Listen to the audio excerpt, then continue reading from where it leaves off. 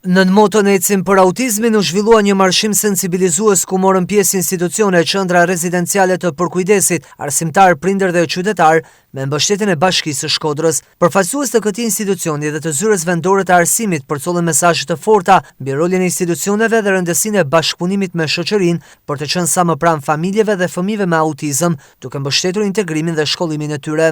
Ndaj dhe si bashki ndjejmë detyrim që çdo ditë më shumë të forcojmë punën tonë në mbështetje të familjarëve të cilët kanë këto fëmijë për të thënë që nuk jeni vetëm. Këto fëmijë duhet të jenë të gjithë përfshirë.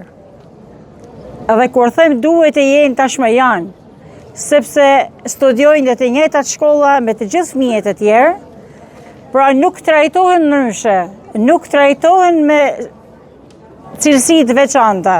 Ato janë njësoj si të tjerët.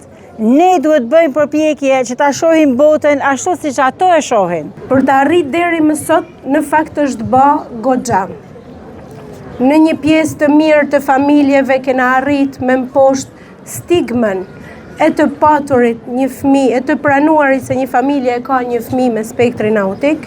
Në shkolla, me gjithë përfshirjen kena arrit me mposht stigmen që me të gjithë klasën mundet me kenë edhe një fëmijë autik dhe me mësuesit, edukatorët kena arrit me mposht stigmen që duhet me punu ekstra të gjithë bashkë për fëmijët e spektrit autik. Kena ba shumë, po kena akoma edhe shumë rrugë për të ba. Stigma tashma i kena hedh poshtë, kena goxha punë me punu me familje që vazhdojnë me pas probleme me të pranuarin e një fëmije me spektrin autik. Autizmi nuk është smundje, nuk është paftësi, e as patologji që vjen nga telefoni, mungesa e edukimit, apo fakti që një prind mund të mos i ketë kushtu kohën e duhur fëmijës. Nuk kërkon mëshirë, kërkon kuptim. Ne si shoqëri kemi nevojë të ndalemi së pretenduari që gjitha mendjet duhet funksionojnë njësoj për me kënd vlefshme.